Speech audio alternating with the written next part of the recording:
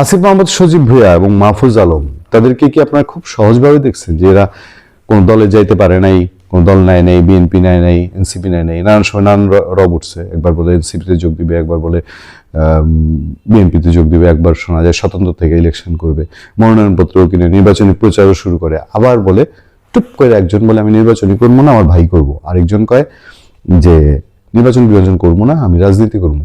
তার জায়গা হয়েছে কি জাতীয় নাগরিক পার্টি এনসিপিতে মুখপাত্র হিসেবে। আচ্ছা, ভেতরে কিন্তু রহস্য আছে, রহস্যের দিকে আপনাদেরকে ইঙ্গিত দিব, এবং খুব গভীর রহস্য কিছু আছে কিনা খেয়াল করবেন। দেখেন, এনসিপিতে যোগ দিলেন আসিফ মাহমুদ, করবেন না নির্বাচন। আচ্ছা, জাতীয় নাগরিক পার্টিতে যোগ দিয়েছেন সাবেক উপদেষ্টা আসিফ মাহমুদ সজীব ভুঁইয়া। আমি কিন্তু ভেতরের কথাটা বলার জন্য আপনাদেরকে এগুলো জানাচ্ছি। তিনি দলীয় মুখপাত্র এবং এনসিপি নির্বাচন পরিচালনা কমিটির প্রধান হিসেবে দায়িত্ব পালন করবেন। তবে আসন্ন ত্রয়োদশ জাতীয় সংসদ নির্বাচনে প্রার্থী হচ্ছেন না আসিফ মাহমুদ। সোমবার সন্ধ্যায় রাজধানী বাংলা মোটরে এনসিপির কেন্দ্রীয় কার্যালয়ে সংবাদ সম্মেলনে এই ঘোষণা দেন দলের আহ্বায়ক নাহিদ ইসলাম। এ সময় আসিফ মাহমুদ তার পাশে ছিলেন। সংবাদ সম্মেলনে নাহিদ ইসলাম বলেন, নির্বাচনী যাত্রায় পুরোপুরি এনসিপি ঢুকে পড়েছে। আসিফ মাহমুদ নির্বাচনে অংশ নেবেন না, তবে এনসিপির মনোনীত প্রার্থীরা যাতে নির্বাচনে জিতে আসতে পারেন সেজন্য তিনি কাজ করবেন। তাকে এনসিপি নির্বাচন পরিচালনা কমিটির প্রধান হিসেবে দায়িত্ব দেওয়া হয়েছে। এর আগে সাবেক উপদেষ্টা আসিফ মাহমুদ সজীব ভুঁইয়া কুমিল্লার ৩ মুরাদনগর আসনে নির্বাচন করতে মনোনয়নপত্র কিনেছিলেন। কুমিল্লা সদর উপজেলার দক্ষিণ রসুলপুর এলাকায় রোজানুল করিম নামে এক এনসিপি কর্মী স্বতন্ত্র প্রার্থী হিসেবে আসিফ মাহমুদের পক্ষে গত বুধবার মনোনয়নপত্র সংগ্রহ করেন। হ্যাঁ, বিষয়টি অনেকটা গোপন ছিল। জেলা প্রশাসন কার্যালয়ের প্রশাসনিক কর্মকর্তা মোহাম্মদ সাহেব আলী গত শনিবার সমকালকে বিষয়টি নিশ্চিত করেন। এছাড়া আসিফ মাহমুদ গত 10 ডিসেম্বর অন্তর্বর্তী সরকারি উপদেষ্টা পদ থেকে পদত্যাগ করে ঢাকার 10 আসন থেকে নির্বাচন করারও ঘোষণা দিয়েছিলেন এবং ওই আসনে তিনি ভোটার হয়েছিলেন। একটা মানুষ উপদেষ্টার মতন পদ থেকে পদত্যাগ করলো এবং যে পদটা তারা আঁকড়ে থাকতে চেয়েছে, যে পদটাকে তারা দুনিয়ার অন্য যে কোনো দেশের তুলনায় মিসবিহেভ করেছে। আসিফ মাহমুদ সজীব ভুঁইয়ার উপরে অভিযোগের পাহাড়, কোনোটার কোনো তদন্ত হয় নাই, কোনো কোয়ারি নেই। সেই উপদেষ্টা পদ ছেড়ে দিয়েছেন। কি ছিল, কি কাপড় পরতো আগস্ট 24-এ, আর এখন কি পরে? এই লোক হাঁসের মাংস না পাইলে নীলা মার্কেটে ওয়েস্টিন হোটেলে, লাখ টাকার হোটেলে যায় ডিনার করতে। সেই লোক এখন নির্বাচন করবে না। খুব সহজ কি বিষয়টা আপনাদের কাছে? খুব সহজ। আচ্ছা, এবার আসেন আসিফ মাহমুদ সজীব ভুঁইয়ার ক্ষেত্রে। নির্বাচনে প্রার্থী হচ্ছে না মাহফুজ আলম। এবার আসেন মাহফুজ আলমের ক্ষেত্রে। মাহফুজ আলম, আচ্ছা কি হয়েছে তার বয়ানটা শোনেন একটু। ত্রয়োদশ জাতীয় সংসদ নির্বাচনে প্রার্থী হচ্ছে না অন্তর্বর্তী সরকারের সাবেক তথ্য উপদেষ্টা মাহফুজ আলম। সোমবার তিনি এই তথ্য নিশ্চিত করেন।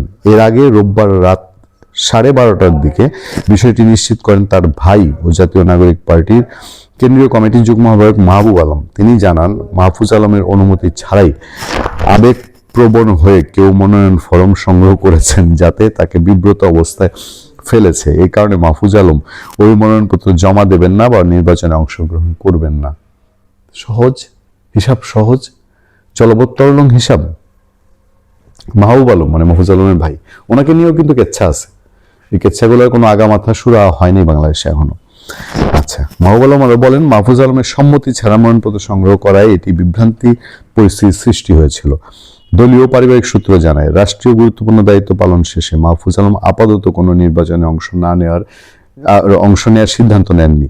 জেলা নির্বাচন কার্যালয় থেকে তার নামে ফর্ম নেওয়া হলেও সেটিকে কেবল শুভাকাঙ্ক্ষীদের অতি উৎসাহের বহিঃপ্রকাশ হিসেবে দেখা হচ্ছে। এনসিপির ওই যে ছেলে মাহফুজ আলমের নামে মনোনয়নপত্র নিল, বা আসিফ মাহমুদের নামে যে 2 জন নিল, এদের কত টাকা, যে একটা মনোনয়নপত্র নিতেও তো বেশ খরচাপাতির ব্যাপার আছে। মনোনয়ন খরচ বোধহয় 25-50 হাজার, এখন আরো খরচা আছে। যে একজনের মানে একটা লোককে বিব্রত করার জন্য একজন 50,000 টাকা খরচ করে মনোনয়নপত্র কিনে ফেলছে। আচ্ছা, জুলাই গণঅভ্যুত্থানের সম্মুখ সারি থেকে আন্দোলনকৃতা, আচ্ছা আমি এই কীর্তি আর কেচ্ছা শুনতে চাই না। বিবিসি বাংলাকে একটা সাক্ষাৎকার দিয়েছে মাহফুজ আলম। সে এখন কিন্তু কোনো পলিটিক্যাল পার্টিতে জয়েন করেনি। সেখানে সে বলছে যে নির্বাচন করবে না, এটা নাকি তার আগের সিদ্ধান্ত ছিল।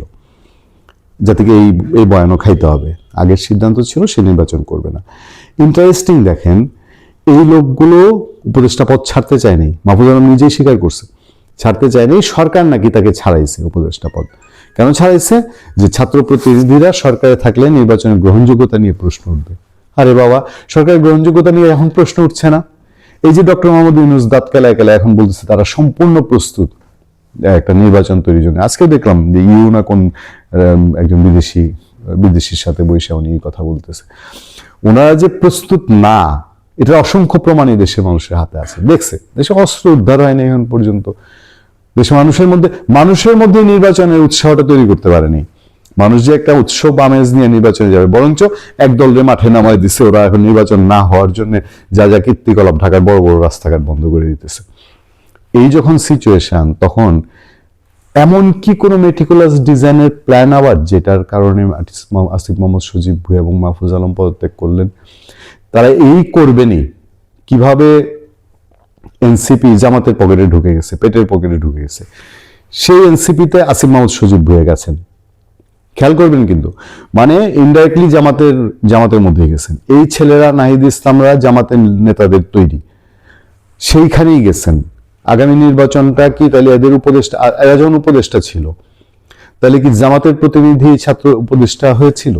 যে এই যারা নাহিদ ইসলামরা জামাতের যদি তৈরি হয়ে থাকে, তাহলে জামাতের উপদেষ্টারা সেখানে অবস্থান করছিল। এখন সেই সব মিলে তাদেরকে সরায় আনা, আবার বিভিন্ন পকেটে পকেটে এখন তাদেরকে পুনর্বাসিত করা, এর মধ্যে কি আরো কোনো মেটিকুলাস ডিজাইন রয়ে গেছে না? ভালো থাকবেন, সুস্থ থাকবেন। আপনাদের সাথে আমি আতিক রহমান, পূর্ণিয়া।